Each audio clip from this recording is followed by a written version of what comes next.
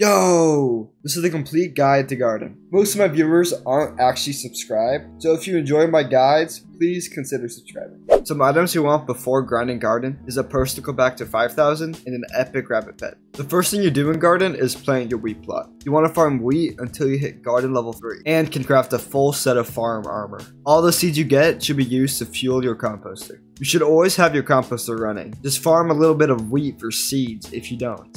Don't worry about the composter upgrades. It's not really worth besides the speed one. So if you have a little bit of extra copper, I would just spend it on speed.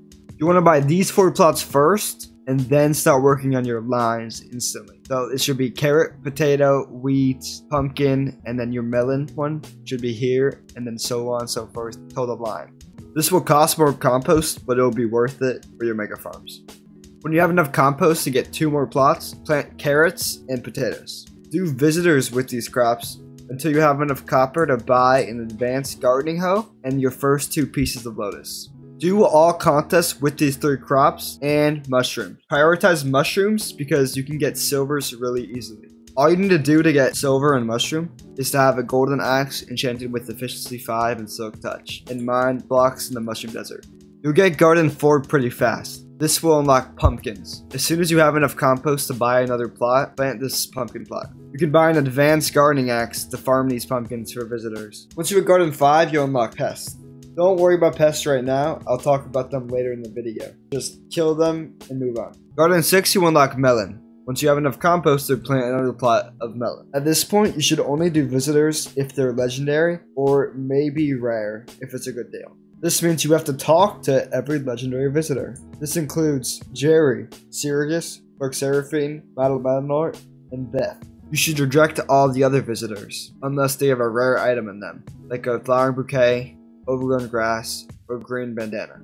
If you've been hitting up every contest, you should have enough medals and tickets to buy yourself a pumpkin dicer. Remember, to get your gold, you're going to need to trade in 2 bronzes for a silver, 4 silvers for a gold. The whole point of the pumpkin dicer is to farm for rancher's boots. This will be a little bit of a grind, so in the meantime, take breaks doing contests, because you're going to need more tickets and medals for future tools. If you get any legendary visitors, you'd obviously want to accept them as soon as possible to get the copper. With this copper, you can get loads of things. Like you can upgrade your vacuum to kill pests easier, and you can get the rest of your lotus equipment, along with Sunder 5 on your pumpkin dicer and your future melon dicer. You could also get a yellow bandana for your rabbit pet, and Skyrim brochures for your melon armor, and rancher boots when you get them. So once you farm for your rancher boots, is when you'd want to get another gold medal for a melon dicer. With this melon dicer, you obviously want to farm for 3/4 melon. Remember to keep hitting up contests because you still need a lot of medals and tickets for future tools. Once you have full melon, you should get your first blueprint hoe. This will cost you another gold medal. You want to make this a wheat hoe. By the time you do this, you'll have garden 8, which unlocks cocoa beans. So have another plot ready for cocoa beans. You'll need to farm cocoa beans for replenish for all your future farming hoes. You can farm cocoa beans with your advanced gardening axe. Make sure you have Sunder 5 on this. Once you have replenish on your wheat hoe, then you want to farm wheat until you have a 2/2 wheat hoe. After that, get another gold medal and buy yourself another blueprint and make a carrot hoe. Put replenish on it and then get it to 2/2. Then get another gold medal and make a potato hoe with another blueprint. Slap replenish on that one too and get it to 2/2. Once you have all these 3 hoes to 2/2, you can work for crappie efficiently. This won't take long at all and you can just knock it out in a couple hours. Once you have crappie, you can begin grinding squash. By now is when you should have a 5 long plot like this. This allows you to make the good farm design for melon and pumpkin. You can find this design pretty easily on YouTube, but I'll link one in the description below. For squash, I don't even recommend getting the cocoa chopper. It really isn't that good compared to an advanced gardening axe, so save your medals and tickets for future crop tools.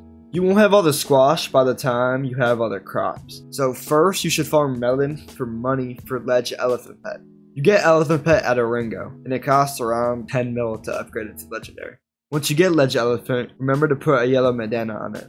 And now you can just farm crops for squash armor. At this point, you should also put blessed fruit on all your tools. This gives more farming fortune and farming wisdom. You most likely won't have the farming level by the time you get the resources for squash. So I would just farm melon to upgrade your melon dicer to a 3.0. And at this point, if you're still doing your legendary visitors, you might have more copper to spend. So I would buy dedication and put it on your melon dicer and pumpkin dicer. A quick tip on getting your farming level faster: you should use your rabbit pet when accepting visitors to get the extra wisdom when getting the big lump of farming XP. Please make sure you're farming level 35 before crafting squash, as you cannot use squash if you are not farming level 35. Alright, once you have squash, now you're ready to farm fermento. This obviously takes the longest, because you need 5 more farming levels to even use it. So you get all the crops for it and fermentos without having the farming level. You might even want to consider using your rabbit pet instead of an elephant pet to get your XP faster. At this point, you should be like garden level 10. So you'll have all the crops unlocked. So you should just plant a mushroom, sugarcane, and cactus plot.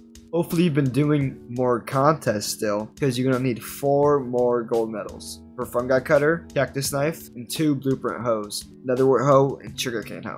All the crops don't take long to get. It's mainly the fermento and farming level that takes a while, because you need farming level 40 and 72 fermentos. So in the meantime, you can get all your boring spores for your lotus equipment, get the cane for Alk 50, and maybe get some money from netherwort. Boring spores are a rare drop for mushrooms. It's just a better blooming, basically, called rooted. It gives like 15 fortune, which is pretty good. Before we start farming cane for alchemy or netherwort for money, I would recommend just getting the tier 3 hoe version first, because you're going to need to farm so much fermentos anyway. Once you get all the fermento, I would recommend start doing all the visitors, because this gives a lot of farming XP. And if you use the rabbit pet like I showed you, it will be a lot of XP per hour. Once you get farming 40, you should be able to craft fermento. The next step in garden really is to get the max level garden 15, by just grinding visitors. Grinding visitors for garden 15, you'll get a bunch of copper for green thumb. I would get green thumb 3 on all your lotus equipment and then stop, because you're going to need copper for composter. A lot of people say green thumb 4 is the move, but I think that's way too much copper, and I just want a max garden, because garden's the worst piece of content. Because you need a lot of copper for composter,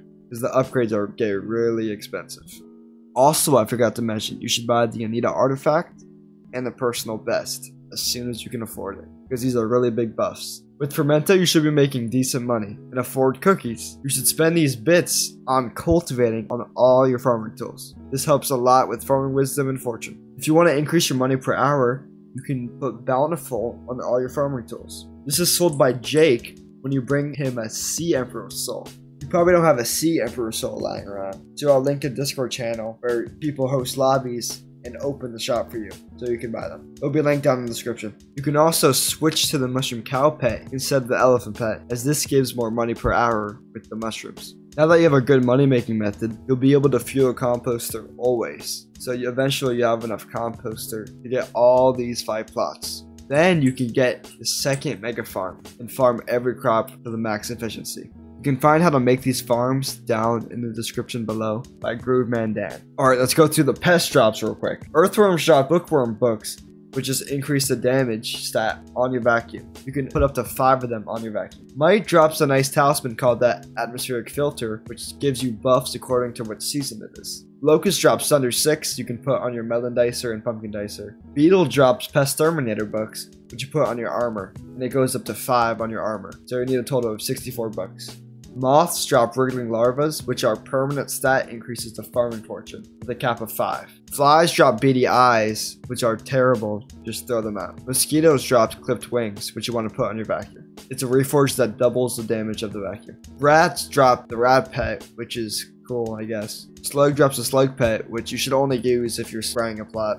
Cricket drops chirping stereo, which is needed for the final upgrade for the vacuum. This is the most important item, because this allows you to select which pests you want to spawn in more often. You only want to spray honey jars for crickets, because when you get the chirping stereo, you don't need to spray anymore at all. Well, that's it for garden guide. Hopefully you guys enjoyed the video. Make sure you like, subscribe, comment. Peace! There are 3 things we all should do every day. We do this every day of our life. What a wonderful. Number 1 is mew. You should mew every day. Number 2 is joke. You should spend some time and joke. And number 3 is you should have your edge moved to a goon. Could be maxing a mog, but think about it. If you mew, you joke, and you goon, that's a full day.